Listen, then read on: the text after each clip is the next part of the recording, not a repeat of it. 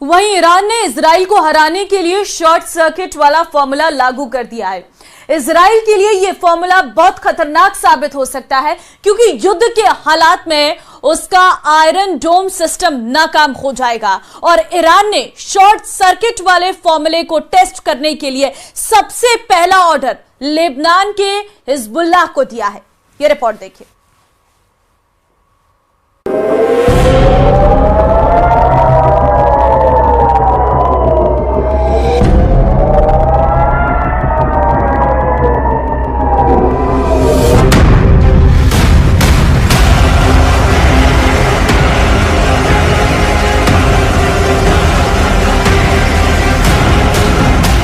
ये 4 अगस्त का वीडियो है। सुबह भी नहीं हुई थी और लेबनान इजराइल बॉर्डर पर रॉकेट हमले शुरू हो गए। ये रॉकेट हिजबुल्लाह दाग रहा था और अब इन्हें रोकना इजराइल के लिए बहुत बड़ा सिरदर्द बन गया है। नेतन्याहू कह चुके हैं कि हिजबुल्लाह जितने रॉकेट दागेगा इजराइल उतने रॉकेट मार गिराएगा। सवाल है कि इजराइल ऐसा कब तक करता रहेगा, क्योंकि इजराइल के खिलाफ मोर्चे 1 नहीं, 2 नहीं, 3 नहीं बल्कि 4 है।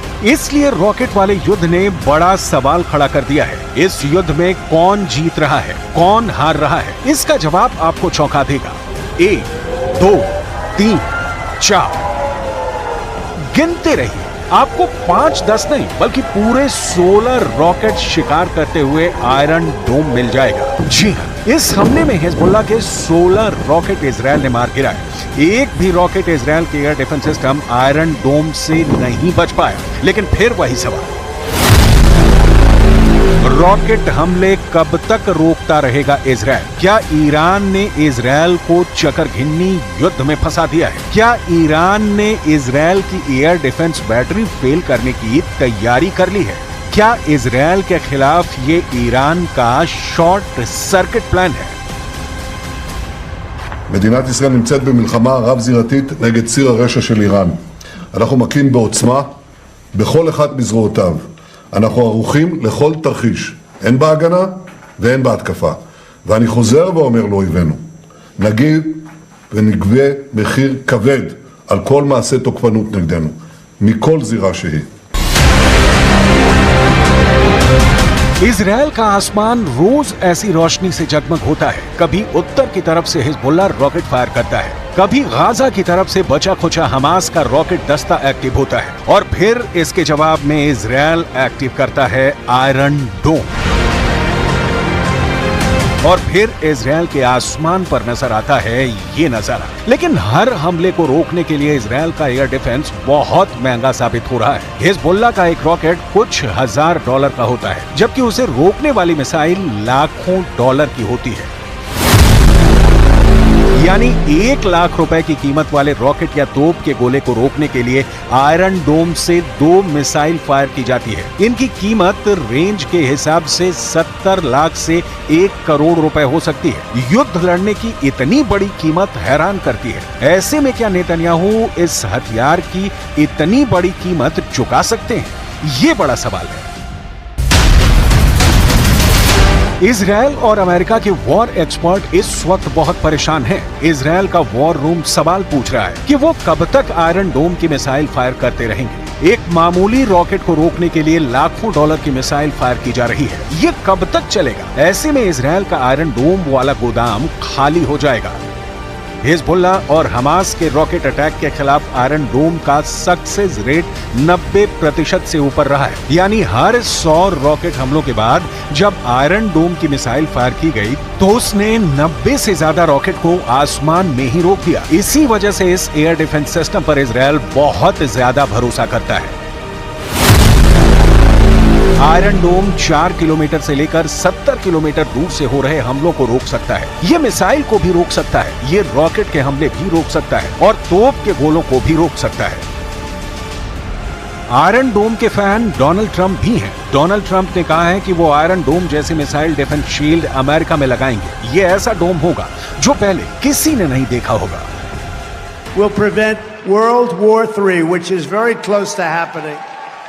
I will restore peace through strength, and in my next term, we will build a great Iron Dome missile defense shield over our country.